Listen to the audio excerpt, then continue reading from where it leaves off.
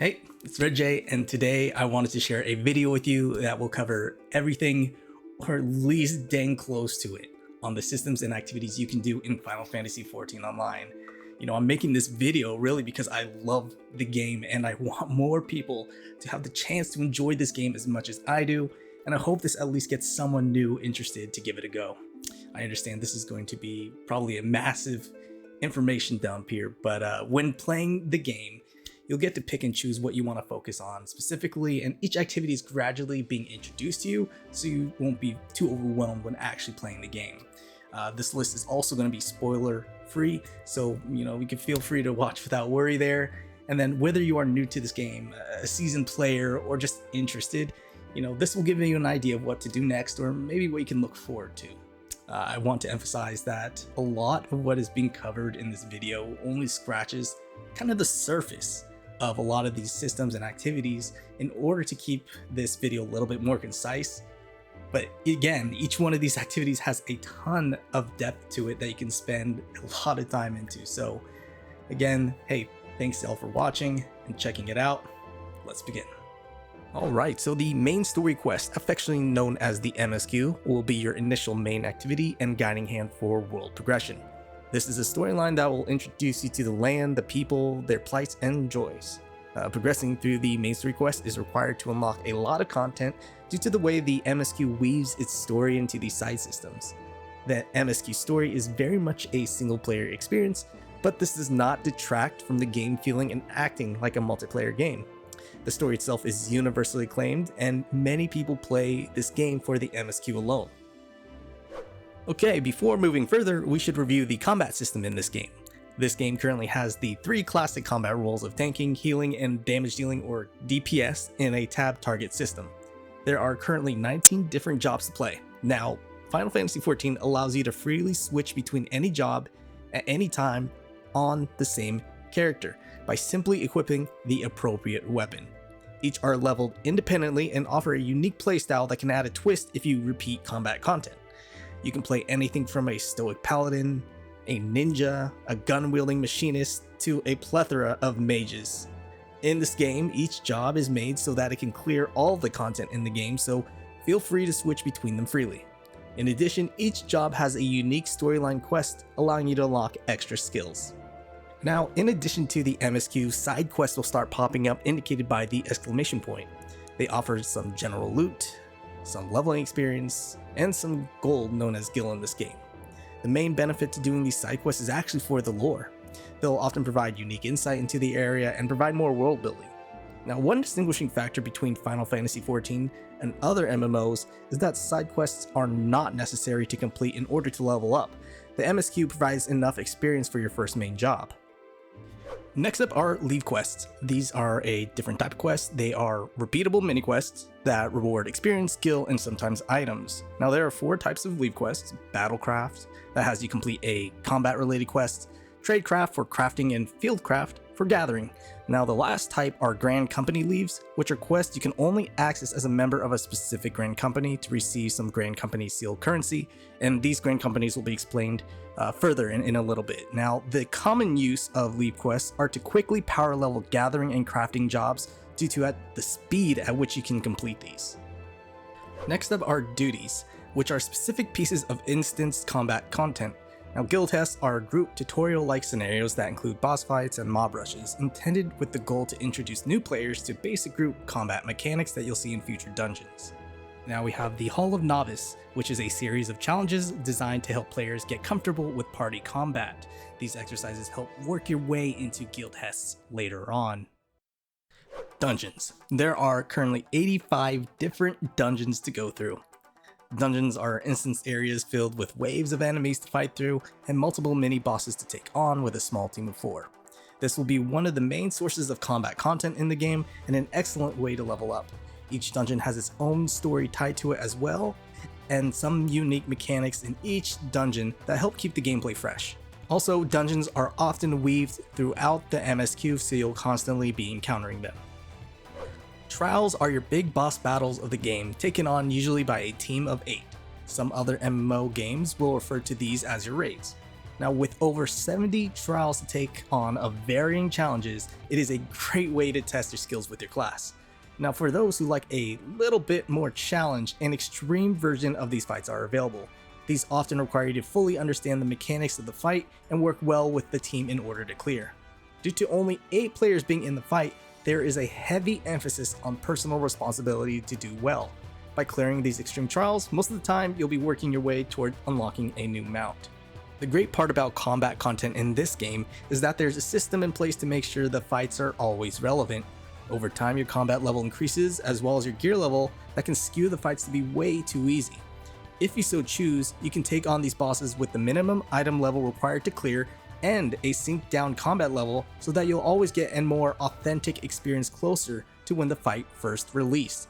The challenge will always be there. Raids are one of the main pieces of endgame battle content that comes in a few flavors. You have normal raids, savage raids, ultimate raids, and alliance raids. Normal raids are similar to a trial requiring 8 players to fight against the boss. However, the difference are that normal raids are released in sets of 4 and at a time of release have a limitation on how much loot you can receive per week. Savage raids are the equivalent to normal raids but scaled up to a much higher difficulty by adding new mechanics and tight DPS checks. These tend to be harder in scale compared to extreme trials. These also offer some of the strongest gear for those who take on the challenge. If you like the feeling of a larger raid, allied raids are here. Allied raids are a 24-man challenge against a series of bosses, much like a dungeon, and there are 3 allied raids per expansion. The way these work is that you'll be split into a light party of 8 players that make up the total of 24. Oftentimes, boss mechanics will ask you to split into these smaller parties to work on special objectives. Ultimate raids.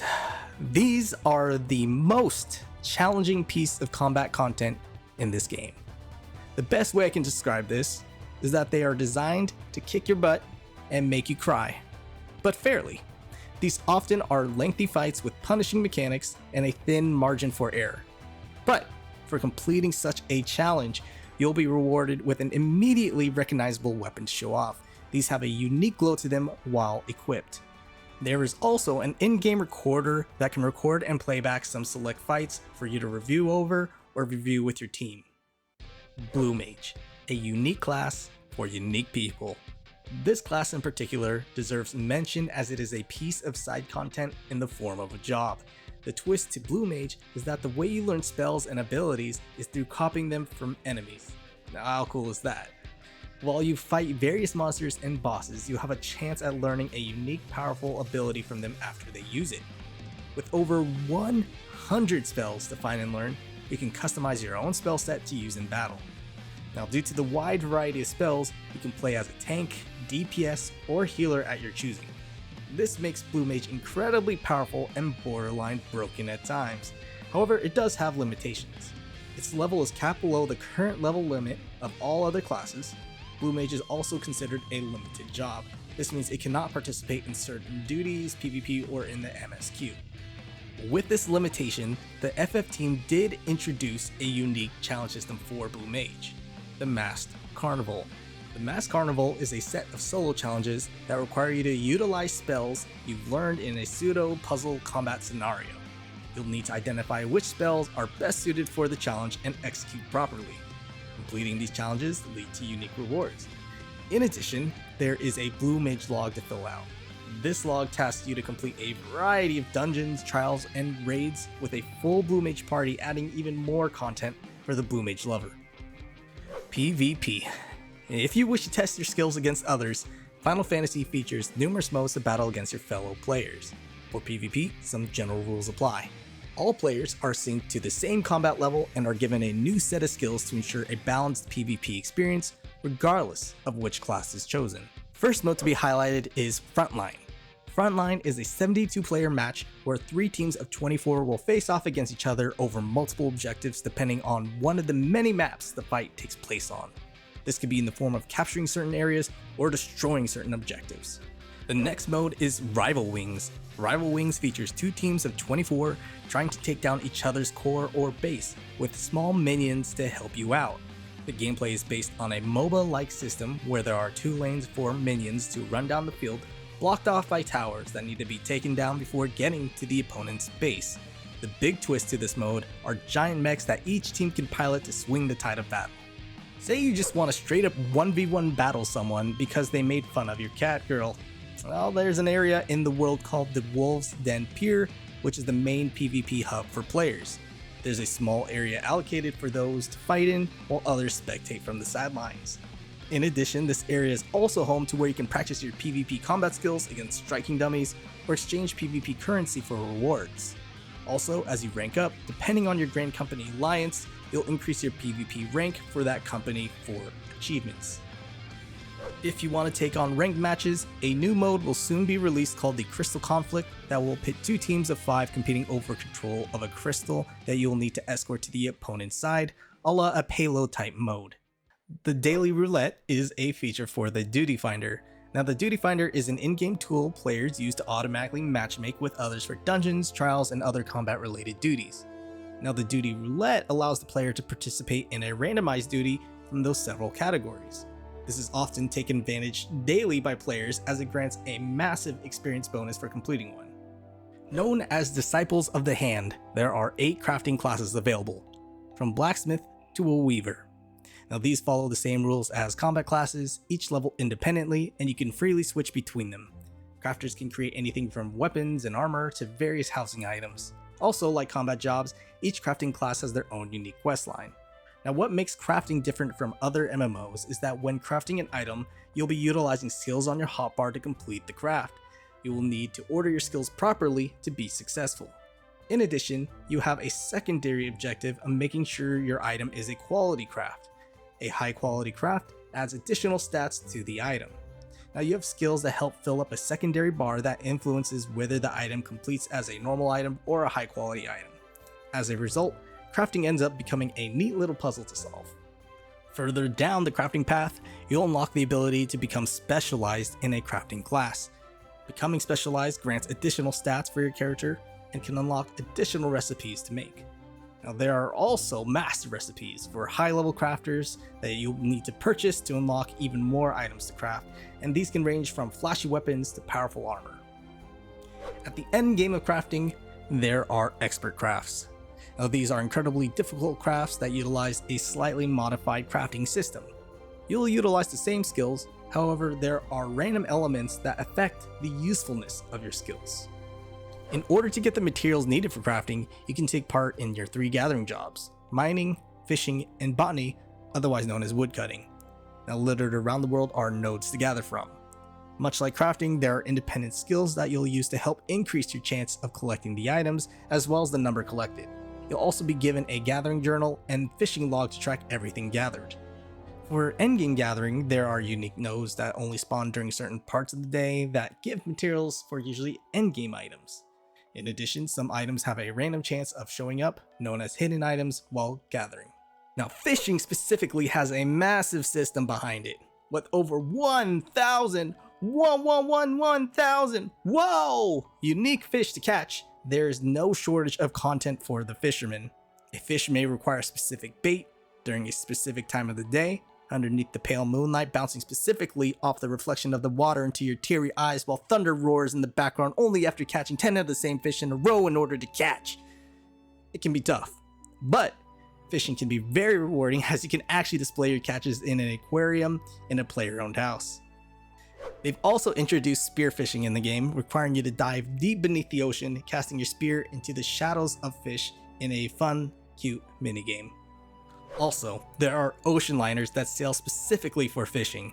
They will travel to different locations to allow you to catch ocean fish. This is a group activity that allows 24 players to board the same boat to go on a fishing spree. On your expedition, you'll also be greeted by special events that make it easier to catch a greater number of fish for a limited time. Collectables are a game feature for crafters and gatherers that are used to gain crafter currency called scripts. Now, scripts are used to buy gear or crafting materials. Now, for crafters, there are unique items to craft that simply gain a collectible score, replacing the high quality craft score. Better collectability means more scripts. For gatherers, you can collect specific items that have a unique minigame attached to it. Much like crafting, you'll be tasked with increasing its collectability score before collecting the item. Now, some gathering collectibles can be reduced down into craftable material through a system called ethereal reduction. This is often used for creating those master recipe items. Custom deliveries are NPCs that accept specific gathering or crafting collectibles. Each of these NPCs have their own questline and reward system. Turning in collectibles will further your likability with them and in turn advance the questline. The system is often taken advantage by players due to the high number of scripts given for turning in collectibles. Desynthesis is a skill in the game that allows crafters to break down items into crafting materials. This creates an alternative option for duplicate or unnecessary items as opposed to selling or discarding them. Each crafting class has their own attached desynthesis skill level. Desynthesizing increases that level, and in turn, you'll be able to get even more materials for desynthesizing an object. The Immortal Flames, the Order of the Twin Adder, the Maelstrom. Long ago, the three organizations lived together in harmony. Then everything changed when the Garlean nation attacked. Only the Warrior of Light, master of selecting one out of the three organizations, could stop them. But when the world needed them the most, they got stumped at which one to choose. Now, in your early stages of progressing through the MSQ, you'll end up joining one of the three grand companies that represent the major states of Eorzea. And grand companies are essentially the army of each major state. Now, once joined, you can begin earning company seals that can be exchanged for various rewards and level up your rank within that company. These seals come from a variety of open world activities. Also, because of the game's philosophy around flexibility, you are able to change your grand company in the future. Through leveling up in your grand company, you'll eventually be granted the lieutenant rank. At this rank, you'll unlock squadrons. Now, squadrons is a system that allows you to recruit a team of NPCs to send out on missions. They will return with rewards upon successful completion. Now, over time, you can train individual squad members up and run dungeons with them. This feature is often used to level all DPS jobs due to instantly being able to get into a dungeon for fast experience. Now, early on in the MSQ, you'll acquire your own Chocobo that serves as a mount and a fighting companion. Chocobo being one of the main characters of the Final Fantasy world. You'll be able to summon your personal Chocobo in the open world to help you take down mobs. Over time, your Chocobo will gain ranks and has a small associated talent tree too. Now, ranks can be gained by simply fighting in the open world or through training your Chocobo at a stable in player housing areas. The game provides ways to customize your Chocobo's look too, by altering their color via feeding them certain foods or applying one of the many bardings that are unlocked all across Eorzea. Fates, also known as full active time events, are dynamic events that pop up around the world. These can be anything from boss battles to waves of mobs to escort missions. Now, completing these events grant experience, skill, and other rewards. Some fates can chain together to lead to even larger challenges, granting achievements and exclusive loot. Completing fates in later zones contributes to a system called shared fates. For clearing these fates, you'll end up earning a currency called bicolored gemstones that can be spent on exclusive rewards. There's also a shared fate level that increases based on the number of fates completed. The Hunt is a system that rewards players for slaying open world mobs. You'll initially start off with a hunting log. Now, this hunting log is a record of different basic enemies for you to slay for experience rewards.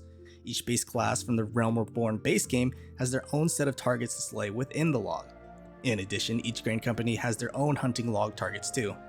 Now, the Hunt offers even more targets through the Hunt billboard.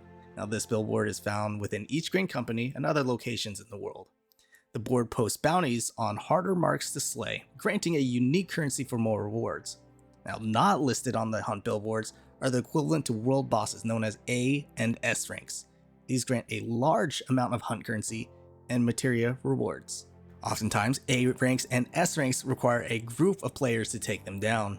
Oftentimes, something called a Hunt train will take place. Now, a Hunt train is when a large group of players get together and chain kill A ranks in a row in order to reap the rewards quickly. It's not uncommon to be in a zone and see a large group of players flying overhead to find their mark. Now, S ranks are handled a bit differently. The game offers in-game hints on how to spawn these elusive marks. They require specific spawn conditions and have a multi-day cooldown before they can spawn again, making them somewhat of a rare occurrence. If you happen to be really lucky, an SS rank may spawn after an S rank is slain that grants the greatest rewards possible. And don't be surprised if you see hundreds of players rush into one zone in order to take down an S rank. The treasure hunt is a side activity in which you'll be going on a scavenger hunt. While gathering resources, you have a chance of receiving a time-worn map. Players can decipher the map to reveal a location where the treasure will be found. Upon arriving at the marked location, monsters will appear defending the treasure. Clear them out, get the treasure. There are around 15 different types of treasure maps, scaling in difficulty.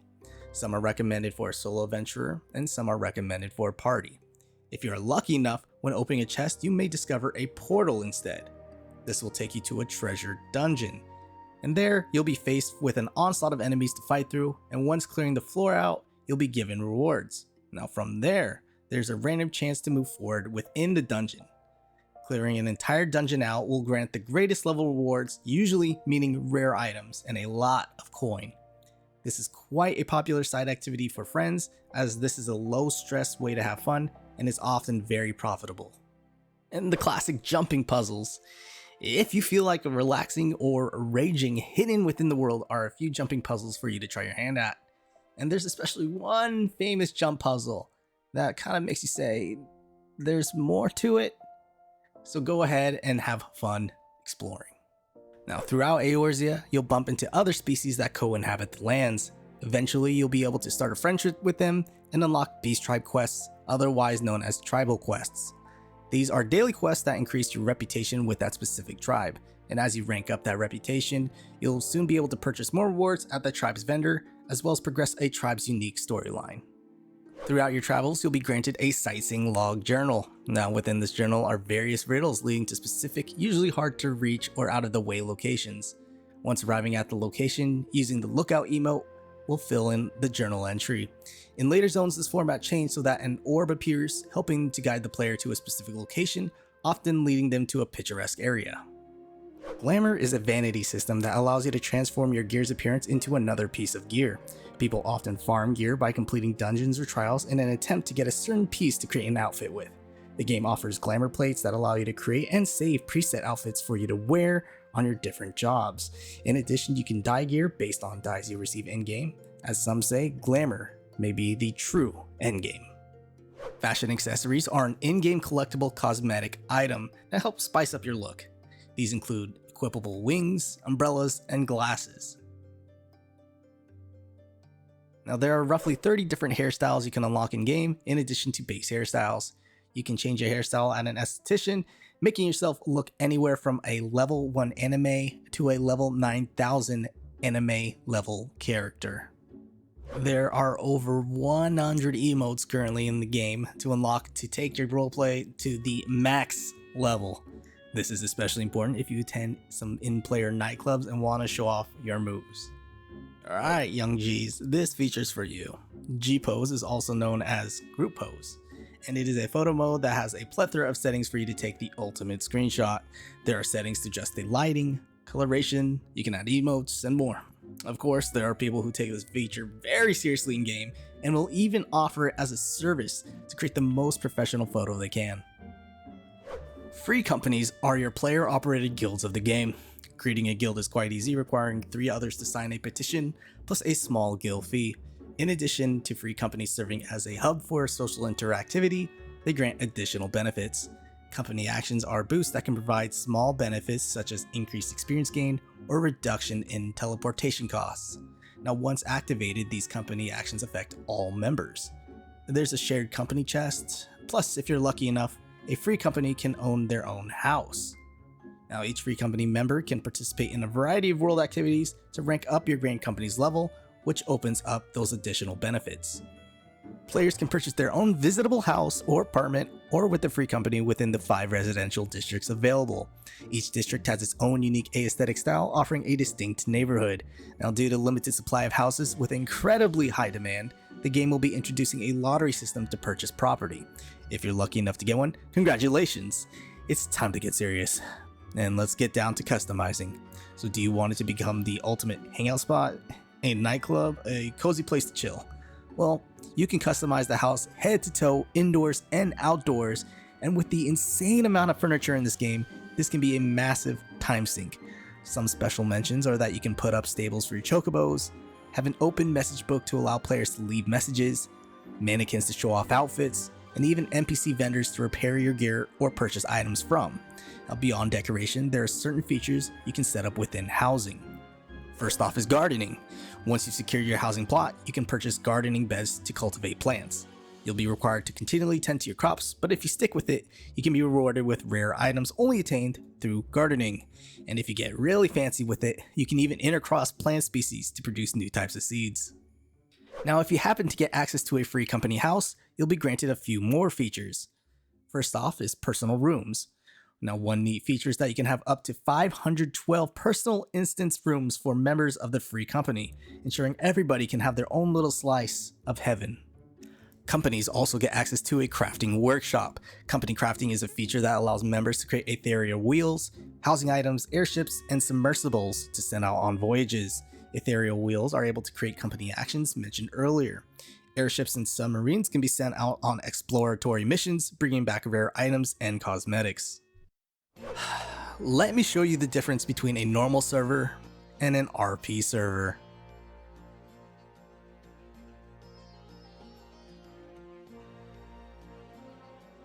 If you are into roleplay, Final Fantasy XIV admittedly is a pretty good place to do so, especially with the housing system. By having a player-driven space, a wide breadth of social events are able to take place. Now, for example, in this clip, players hosted a night market to walk through in a player neighborhood. Wow, no way, no way! Oh, what the absolute, oh my god, what the heck? There's also been large concerts hosted with live DJs. There are bars to explore, casinos, dance clubs, spas, cafes, and more, really. And the insane part is that this is occurring 24/7 on pretty much every server. If you just want to hang out and have a relaxing evening after a day of fighting, there's a spot for you. By having a shared communal space, this is what makes Final Fantasy XIV in particular feel like a robust, lively world. Now, tagging onto that, I always continue to hear the same feedback when someone first plays this game. This game feels so alive. I just happened to walk by in a city with a bunch of players performing a DMCA song in-game and a crowd cheering them on. This is definitely one of those magical moments that actually separate Final Fantasy XIV from other games. Now, if you have a chance to level up the Archer class, you'll eventually unlock the Bard, and this opens up an array of instruments for you to play in public. And if you're lucky enough, you might be able to catch some famous full-fledged bands performing a piece during your travels. Like most modern games, this game is littered with tons of unlockables for those who get a high off of receiving a checkmark next to completing an achievement. There's an achievement journal to track your progress if this is your jam and jelly. By completing achievements in-game, you'll rack up points that can unlock mounts and other goodies. Also, a lot of achievements are linked to titles in-game that can be proudly displayed above your head. Achievements can be earned from literally everything, from the MSQ to crafting gathering to doing side quests or side systems. Now, as of version 6.0, there are over 200 mounts to collect in-game. All mounts functionally act the same, speeding up your overworld movement. However, they each have their own unique flavor. Some have unique actions they can perform, and some have unique music while riding them.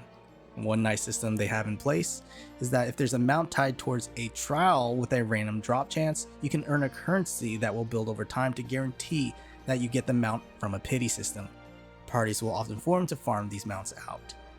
Another form of cosmetics are minions. These are pets that follow around owners but don't have any normal gameplay impact besides being cute. There are currently over 400 in the game to collect, ranging anywhere from a picnic basket to birds that you can call over on your shoulder. Now, there's a mini game in the Gold Saucer that does take advantage of each minion called Lord of Verminion. This will be explained later in the video. The orchestration is a jukebox mode that allows you to play any songs you collect via orchestration rolls in-game. The orchestration is an item that can be placed in personal housing or found in an inn. Everybody within the vicinity can hear the selected song too. So with around 500 orchestration rolls in the game, you can definitely keep yourself busy by gathering these. Any orchestration rolls you have unlocked will be tracked in your orchestration log. And with Final Fantasy XIV sporting one of the best soundtracks in video game history, there is no doubt that you'll want to collect some of these. The Gold Saucer, the infamous amusement park casino arcade spectacle. This is the minigame hub. You will always find people here as there are always activities to partake in. Now, through the various games, you'll earn tokens called Manderville Gold Saucer Points, or MGP, that can be spent on cosmetic rewards. Now, littered throughout the area are small arcade-style minigames alongside the main activities. Alright, first up is the Mahjong area, where you're able to play against other players or NPCs. You can partake in ranked or casual matches. Then we have the Fashion Report. This is a weekly challenge where players are rated based on their outfit and how close they match to that week's theme. Then we have a daily scratch ticket system and a weekly lotto for you to play. If you happen to win the lotto, you'll snag yourself one of the rarest rings in game. And of course, a ton of MGP. In the next area, we have Lord of Verminion. This is a real-time strategy competitive game in which players will fight opponents by summoning their own minions. The goal is to spawn in your selected minions, each with their own stats and abilities, to break 3 stones that spawn on the field. Now, there are solo challenges to play in, as well as competitive tournaments to take on against other players. Then we have Chocobo Racing. You'll take on other competitors in a Mario Kart style race with items that can help or hinder your opponents. You'll be granted your own racing chocobo that you can customize and train to take on tougher races across multiple courses. Now, once your chocobo has been leveled up enough, you'll eventually be able to retire chocobo for breeding to get even a more powerful chocobo to take into the races. The last big minigame is Triple Triad. This is a massive collectible card game. Now, there are hundreds of cards to collect spanning across all areas of the game and all throughout the world. In pursuit to fill your collection, you'll be challenging tons of NPCs or taking on quests to earn exclusive cards. You'll create a deck that faces off against opponents, where the goal is to capture as many cards on the small board as possible. There are also rule variations in place to add more depth to the game. Plus, there are bi-weekly tournaments that are held that reward exclusive cards, as well as daily draft tournaments where you'll build a deck based on a select card pool. The last main activity in the Gold Saucer is something known as Gates or Gold Saucer Active Time Events, where every 20 minutes a group minigame or solo minigame will kick off. This often takes the form of a platforming challenge.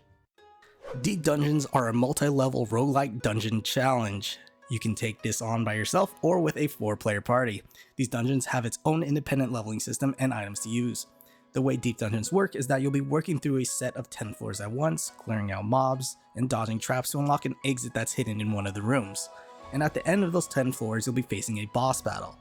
There are 2 Deep Dungeons so far, the Palace of the Dead and Heaven on High. Palace of the Dead sports 200 floors to work through, while Heaven on High has 100 floors.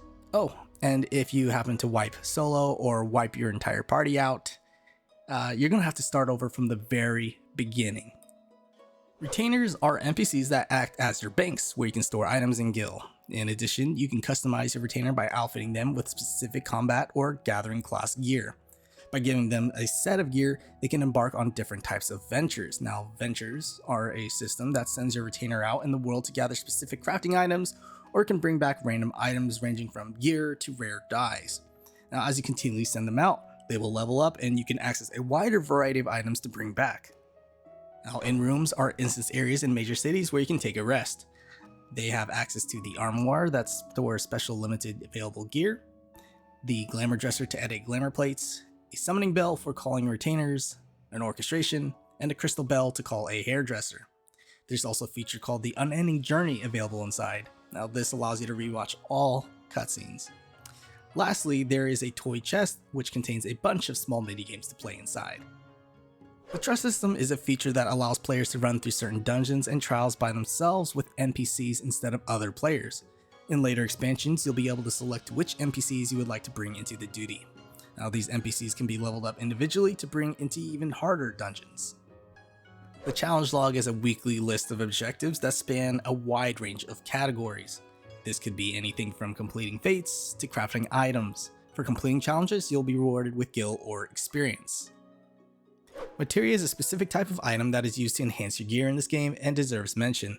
You can attach materia into a piece of equipment based on the number of available sockets, which is called melding. Now, sometimes you can add even more materia than what is normally allowed, called overmelding, but this comes at a reduced chance of successful materia attachment. In order to get materia, you can get it from a shop or through a system called spirit bonding. Spirit bonding is a passive stat that increases through battle, crafting, or gathering. Every piece of gear has this, and once it hits 100%, you can extract a random materia from the gear. Now, there are various types of materia giving all sorts of stat boosts. If you happen to have duplicates, you can perform an action called Materia Transmutation that allows you to throw away 5 materia away for a new one. The Wondrous Tales is a weekly activity that has players completing older content in order to receive rewards. You'll receive a journal that has random older duties listed, and completing a duty will add 1 sticker to your journal. You'll need to complete 9 duties to get 9 stickers and turn it in. These will be added randomly in a 4x4 grid inside your journal. Your goal is to create as many 4-length lines as possible. Now, rewards vary based on the number of lines created. Now, there's a system in place here called second chance points. These can be spent to re-complete a duty that you've already done for your Wondrous Tales, or it can be used to reset all the stickers inside your journal to give you a better opportunity of creating more lines. The Faux Hollows is a weekly system in which you'll take on old trials called Unreal Trials. Completion of the Unreal Trial will unlock a talent minigame that grants rewards. Now, Unreal Trials take old trials but scale up difficulty to the most recent level cap. So this means that the trials are designed to challenge players by providing a boss encounter experience that was of similar difficulty when it was initially released. So far, every patch besides 6.0 has had a new Unreal Trial to take on, keeping the fights unique over time. The Doman Enclave is an area with a unique questline where an area will visually progress over time. Now, without going into too much detail due to MSQ reasons, you'll be tasked weekly with donating a certain amount of gil through excess items to progress the questline. The Ishgardian Restoration is an activity aimed for crafters and gatherers. You'll be retrieving materials from a zone known as the Diadem in order to craft items to rebuild a town. Now, there's a point system for turning in items and their own currency called Skybuilder scripts that are used for rewards. This area still retains popularity due to how quick it is to level up crafters and gatherers in this zone. At the time of release, this was a massive group activity for players to contribute to. The town grew as players contributed, and currently the area has since been rebuilt and is now in celebratory mode. Various timed events like normal overworld fates take place as part of this celebration called Celebration Fates. By completing these mini events, you'll be rewarded with gifts. Relic weapons are special endgame weapons for each job that can be upgraded over time through difficult challenges. At the end of each expansion, there are new relic weapons available. Although other expansions refer to these weapons with different names, relic weapons are a wide term that covers this activity. Besides boasting powerful stats, these are also some of the flashiest looking weapons in the game, and as such, players will often complete older relic weapons for collection or glamour purposes. There's also an equivalent relic weapon version for crafters. In this case, they're referred as Sky Steel tools and require an equally long amount of time as their combat counterparts. Eureka is a series of instance areas that ask you to solve the mystery of a long forgotten island. This area is also referred to as an old school MMO piece of content. Now, this is due to having an independent leveling system that can be punished with loss of experience and levels upon death. You'll be tasked with slaying a variety of mobs as the main source of experience and take on notorious monsters that are similar to mini-boss fates. As an additional twist, each monster is given a specific elemental affinity. You can change your own elemental affinity to give an offensive boost or a defensive boost against the mob. Now, this system is similar to a rock, paper, scissors game. Eureka is also tied to its own specific relic weapon to earn, sporting some of the flashiest armor to pair alongside it. Now, in the last half of Instance Zones, you'll be introduced to the logo system, which adds additional actions that grant various boosts that can again help you offensively or defensively. There's even a system to combine 2 or more of these actions to create even stronger ones. And as a finale to Eureka, a specialized raid called the Baldessian Arsenal becomes available. This is an up to 56-man raid where only those who have maxed out their level, completed the storyline in the area, and completed a certain notorious monster fate can enter. This is one of the more punishing raids as resurrections are restricted while navigating this labyrinth. Bozia, Baja, Bougie, Bad, and Boogie. However you pronounce it, Boja is an instance area that is Eureka if it was juiced on steroids and stuffed into a Call of Duty Battlefield skin. This place is fast-paced and action-packed. In this case, Boja consists of 2 instance zones littered with mobs, but with new fates called skirmishes and critical engagements. Skirmishes are no different than your normal fates, but critical engagements are like miniature trials. These will kick your butt, you will get bopped, and the best part, these things keep popping up quickly. Now, like Eureka, you'll be given skills called Lost Actions that give a wide variety of buffs for you to use in combat. As your reward, you'll be given a ton of loot and a new currency called Metal that is used to increase your resistance rank, which is the way the game allows you to progress through the questline in this area. If you happen to do very well in a critical engagement, you can be invited to a 1v1 duel against a very challenging boss. You'll take on these bosses in the open field for others to spectate, and in fact, if others spectate you and you happen to clear the boss, everybody benefits with a mass metal gain buff. This creates an environment where players cheer each other on, as a win for one means a win for all. By clearing various critical engagement and skirmishes, you'll also earn collectible field records that provides more lore about the Bojin story. Now, Bojin also contains 3 special raids. 2 of the raids are 48-man dungeons. The last raid is a 24-man dungeon that also has a savage version with a limited resurrection system in place. Of course, both Eureka and Bojin are littered with rewards, and Bojin still remains popular due to how much combat experience is given while leveling. There's a constant cascade of special in-game events taking place. The developers have specialized holiday events alongside unique in-world events that help keep the game fresh. This is by introducing usually a small quest alongside some cosmetic reward. New Game Plus is a system where you can replay previously completed quests while keeping your current job level. This feature is intended to allow you to relive your favorite main scenario quests and side quests. And last up, we have the Mentor system. The Mentor system is designed for veteran players to kind of showcase their status to assist newcomers. Now, after completing a series of objectives to verify if you're qualified to become one, you can sign up. You'll get a crown icon next to your name, and you can either be a mentor in battle or trade. For battle mentors, you'll get access to a mentor roulette system that will help you fill in duty parties. In addition, you'll be granted access to the Novice Network. This is a chat room designed for newcomers to ask questions that veterans can answer. Well, that's pretty much every single thing you could do in Final Fantasy XIV Online. If there's anything that could be explained in deeper detail, list it down in the comments. And I hope you enjoyed the video. If you made it this far, then why aren't you already playing? Alright, thanks for watching.